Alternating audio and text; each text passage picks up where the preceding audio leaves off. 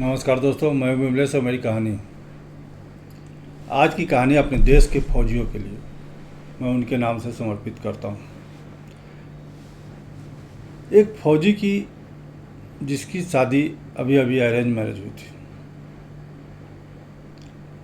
शादी के 2-3 रोज बाद वह फौजी ड्यूटी पर जाने लगा। जब ड्यूटी पर जा रहा था तो पत्नी पूछी कि अब कब आओगे।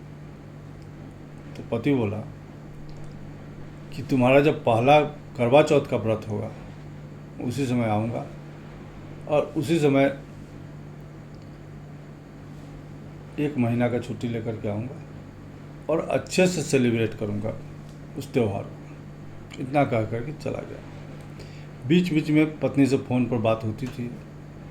जब भी पत्नी पूछती कि करवा चौथ पर आ रहे हो ना, तो कहा हाँ बिल्कुल आ रहा हूँ, किसी भी तरह मैं छुट्टी लेकर के आ जाऊँगा। जब भी बात होती ये बातें ज़रूर होती कि करवा चौथ पर आ रहे हो ना। जब करवा चौथ का 2 दिन रह गए बाकी बच गए थे। करवा चौथ 2 दिन बाद था। उस दिन पत्नी से बात हुई तो पत्नी पूछी कि करवा चौथ पर कब का टिकट है, कब आ रहे हो। उसने कहा कि देखो तो बहुत प्रयास कर रहा हूँ लेकिन छुट्टी नहीं मिल रही। यह सुनकर कि पत्नी मायूस हो गई और इधर उधर की बात की और फ़ोन रख दी। उस दिन से पत्नी बिल्कुल उदास रहने लगी। न सही से खाती थी, न किसी से बात करती थी, न हंसती थी।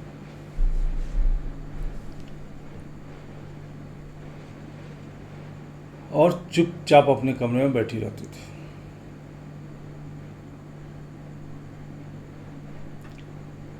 जब करवा चौथ का दिन आया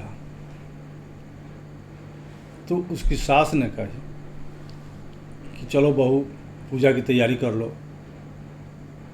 वह भारी मन से पूजा की तैयारी करने लगी और पूजा की तैयारी करने के बाद वह सोचने लगी कि लोग इस व्रत में अपने पति को देख करके व्रत तोड़ता है, मैं किसको देख करके तोड़ूंगी। यही बात उसके मन में उधेड़ बुन चल रहा था। पूजा कर ली। जब व्रत तोड़ने का समय आया तो पति का फ़ोन आया। हेलो जो ही की, तभी एक चिल्लाने की आवाज़ आई और उसका पति फ़ोन काट दिया। बार बार फ़ोन लगा रही थी लेकिन फ़ोन उठा नहीं पा रहा था। अब ये और घबरा गई कि क्या हुआ, किसके चिल्लाने की आवाज़ थी। बस अब व्रत तोड़ने का समय बिल्कुल करीब आ गया था तो उसने फिर से फ़ोन किया और अपने घर के दरवाजे पर आकर के फ़ोन किया पत्नी को। तो पत्नी सबसे पहले यही सवाल पूछी कि पहले ये बताओ कि वहाँ पर चिल्लाने की आवाज़ किसकी आ रही थी। तब तक वह फौजी अपने पत्नी के समीप पहुँच गया, पीछे खड़ा था। पत्नी देख करके गुस्सा गई, ये क्या मजाक है, और तुम फ़ोन पर बात कर रहे थे तो फ़ोन रख करके हमको क्यों कहा कि बाद में बात करते हैं। तब उसने कहा कि बस से जब मैं उतरा घर आने के लिए तो एक महिला का पर्स एक चोर लेकर भाग रहा था और वही महिला चिल्लाने लगी। वही महिला चिल्ला रही थी